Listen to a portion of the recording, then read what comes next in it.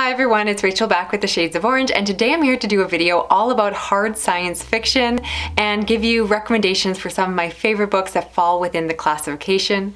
Now, there's different definitions of what hard sci-fi is, so bear with me. Basically, my definition is science fiction that is grounded in real science, or at least takes scientific idea and extrapolates them into a future or possible world based off of science as we understand it in the present day. Now, this is compared to soft science fiction, which I would describe as something that uses the ideas of science or the aesthetics of science, but they don't actually care about the details of how things get done. So yes, maybe you're on a spaceship, but the author never really takes the time to explain how the space travel happens, and perhaps the scientific technology is just in the background, but we really don't know how it works or anything. There's just a lot of hand waving in order to get things done. And so often in more science fiction that is soft, you will see people or beings placed in a scientific world, but the reason that is done is to explore perhaps an idea or theme surrounding humanity or something else. And again, I want to be very clear from the get-go that hard science fiction is not better than soft science fiction. If I had a preference, I'll be honest, I do lean towards the more hard sci-fi, but at the same time, I have loved soft science fiction in the past. Some of my favorite books would be classified as soft, but I want to give some recommendations here for both newer and more experienced science fiction readers looking to explore this classification a little bit more. All that being said, let's get into the actual recs. Now, I want to start the video by recommending hard science fiction that I think is very approachable for those of you that might be newer to the genre in general, because there tends to be an idea that hard science fiction is only read or can only be understood by those that are seasoned sci-fi readers, and I don't think that's the case. I actually think that a lot of hard sci-fi can be really approachable to new readers, and for me, it was reading those books that really got me excited about the genre. So even if you don't have a scientific background, which includes myself, I'm very much an armchair scientist. I don't have any university background in any of the science areas, but I love the idea of learning about science, so I want to recommend a few books for all of you that are in the same boat as me. So first, I want to recommend To Be Taught If Fortunate by Becky Chambers. This is a sci-fi novella set in a future where astronauts have gone off to explore different worlds in our universe, and rather than terraforming the universes in order to accommodate our biology, instead people are changing their biology in order to adapt to the different planets they are going on to. So this little novella follows the crew as they go to several different planets. You get to hear how they adapt their body, and throughout that journey you get to have a lot of scientific ideas explored, and the author really takes the time to explore some real science that is known today about biology and all of these concepts, but it is done in such an approachable way. First off, this is novella, so it's not a really long, dense book to read, but the way that she approaches these ideas is really written, again, for the layperson, and I just thought it was so easy to fall into. I love the idea of more of a softer approach to environmentalism, where we again are accommodating our environment rather than what humanity normally does, is kind of destroy it and try to make it fit our needs, instead thinking about the needs of the environment that we are going to. So I really describe this book as a love letter to scientific discovery and scientific research, and I really think that it will spark your love of hard science fiction. So I think this is the perfect place to start for anyone looking to get into some harder science fiction. Next, if I'm going to talk about science fiction for beginners, then I need to talk about The Martian by Andy Weir, because I think that this book, of course, is a blockbuster. Everyone knows about it, about a man who is stuck on Mars trying to survive, trying to get home.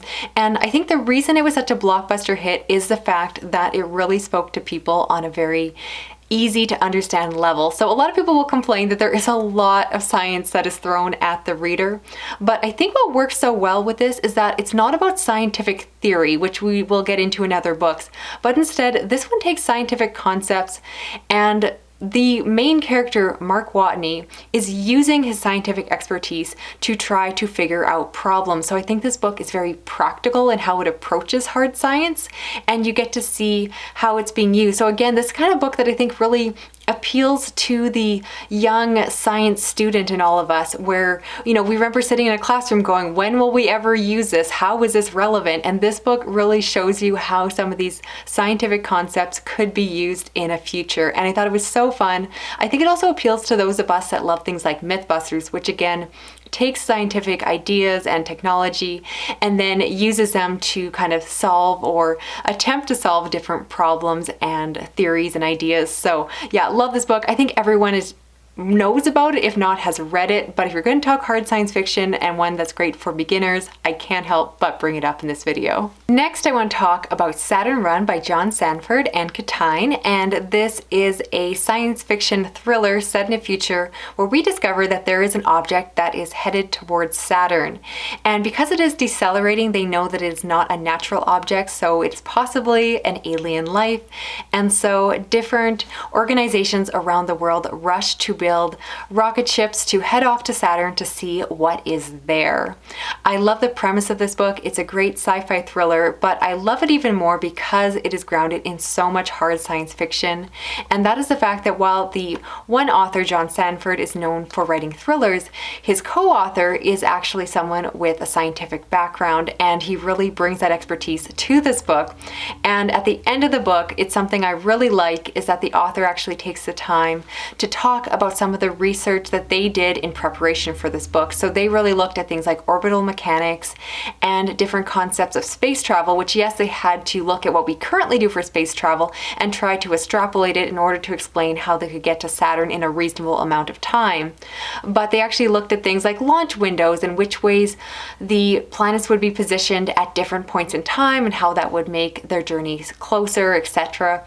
And I just think that it's again really approachable, but also really exciting. And even if you don't understand all the science that is being mentioned in the book, you will still completely enjoy the story. I love the mystery and suspense of getting to find out what was at Saturn, and I really hope you check it out for yourself. I love this one, and yeah, I think it's a great starting point as well. Next up, if we're going to talk hard science fiction, yes, we got to talk about the beloved author Michael Crichton. First book I want to talk about is Jurassic Park, which of course is about a near future where they decide to bring back dinosaurs into an amusement park using their DNA. And this is a great book because it explores concepts surrounding evolution as well as DNA manipulation. And I like this book because it is again a thriller but has a lot of good scientific explanations in it.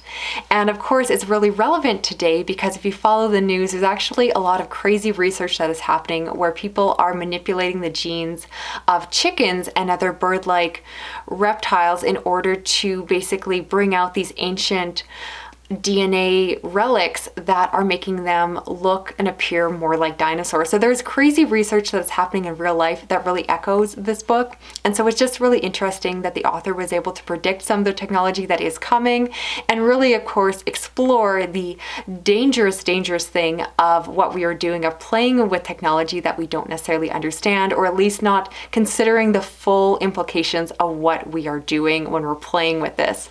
So highly recommend this one. Yes, I think everyone's seen the movie, but the book is really worthwhile. It is excellent and again so approachable. It's a page turner. You will love it if you haven't read it yet. The other Michael Crichton book I want to mention is The Andromeda Strain, and this is set in a again near future where there is a viral outbreak, and so we follow the scientists that are trying to figure out the source of the virus and of course how to find a cure or some kind of vaccine for it.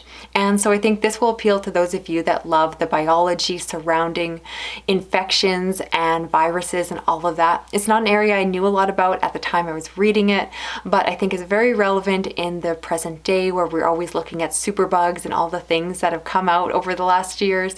And so definitely, again, a really approachable book in terms of the way that it teaches the reader these concepts, because you don't need to understand or have any preconceived knowledge going in. But it was fascinating to see how they deal with these different viruses, how they do the test work in the lab, and I thought those parts of the book were so fascinating. So again, obviously it's on this video, video for a reason, because I highly recommend it. Then I want to mention The Calculating Stars by Mary Robinette Kowal, which is the first book in the Lady Astronaut series, and this is set actually back in the past, so it's historical science fiction, an alternative version of our world where there is a cataclysmic event, a meteorite hits, and so the space program needs to be accelerated in order to get people off the planet. And this is a book that is very character driven, so in some ways I want to describe it as soft science fiction. I think it will appeal to people who like soft science fiction because it's really about the characters, particularly the lady astronauts who get put into the program. But at the same time, there is a lot of accuracy that is built into the story, particularly surrounding the astronaut experience as well as the orbital mechanics, the environmental issues that surround this book and set up the story are all based off of real concepts and real things that are happening in the present day in terms of like the astronaut programming and all of that. So if you want a very authentic experience that is very well researched, I do recommend it. Again, for those of you that like more soft science fiction but want to try out some hard science fiction, this one does a nice balance that it's a bit of both, and I think just really marries the two very nicely together. Last up, I want to talk about two books by a very well-known hard science fiction author, and that is Neal Stephenson. The first book I want to recommend by him is Zodiac, which follows a man who sees himself as a bit of a superhero, or at least a vigilante, but instead of protecting people, he is trying to protect the environment around him. The story involves him trying to protect the river from getting toxins poured into it, along with other issues. And so the story is his adventures as he goes around trying to protect everyone along with his friends. And I've got to say that this book was a really enjoyable read. I really like the rhythm to Neal Stephenson's earlier work. It definitely has some good just narrative pace to it. But in terms of the hard science fiction, what appeals to me is that this book deals with a lot of chemistry and of course environmental conservatism, which I do appreciate. For me, I most enjoyed the chemistry aspects to it because it's an area I have not again studied since high school, and I really did need the refresher, but I thought those elements were really interesting in the story. I love talking about molecule combinations and all of that. And so if that appeals to you, I think this is a really fun, again, reasonably approachable way to get into the work. Compared to the other books I described, I would say that Neal Stephenson is more so for seasoned science fiction readers. I do think that this and the next book I'm going to talk about won't necessarily be the first books you want to pick up in sci-fi, but if you already are reading science fiction, definitely his version of hard science fiction is something you're going to want to check out. And finally, the last book I want to recommend is Seven Eves, yes, also by Neal Stephenson, and this is set in a near future where there is a global event that causes the space program again to be accelerated because the Earth is soon going to become inhabitable, so they want to get as many people off the Earth as possible and find a way to continue humanity. So this book is broken up into three distinct parts. The first one is the planning stage, where they're trying to figure out how to get people off the Earth, or at least our genetic material off the Earth. The second part follows the manned mission as they are leaving our planet and going off to colonize another spot. And then the third part is a big jump in time where we get to see the anthropological effects in the long term of the future of humanity, or what we have left behind. And it's definitely a book that's very jarring in terms of the time jumps, but it's also absolutely fascinating. And as you would expect with Neal Stephenson, this book is coated in hard science. There is accuracy from beginning to end. He always does fantastic research in his books, and it's very clear here. So from, again, the basics of getting everyone into space, all of the projections, all the information around the genetic testing, and just trying to look at creating a population based off of genetic material and how that would be done. It is just an epic book in scale. It's very long, but I just soaked it up, and especially loved part 1 and part 2 because for me those parts really leaned into the hard science fiction side. And then I would say that part 3 will more appeal to those of you that like a softer science fiction, because again, it gets a little bit more anthropological. So if that sounds good, highly recommend. Again, it's a big boy, but I think it's worth your time. So that is it. We've made it to the end of this video here. I would love to hear down below if you're planning on checking out any of the books I recommended, and I would also absolutely love for you to recommend me your favorite hard science fiction books. Again, I know you might have a slightly different definition of hard sci-fi than me. I've seen different ones floating around the internet, and once again, it's not like hard science fiction is better than soft science fiction. They both have their place. They both contribute wonderful books to the genre, and so I'd love to know if you want me to do a follow-up video on recommendations for soft science fiction, because I could definitely do that. Otherwise, if you're new to my channel, I do read a lot of adult science fiction as well as fantasy, horror, and thrillers. You can help me out by giving this video a thumbs up, hitting that little notification bell, and then you'll never miss a video from me. Thank you so much for watching. I'll talk to you again soon. Okay, bye-bye.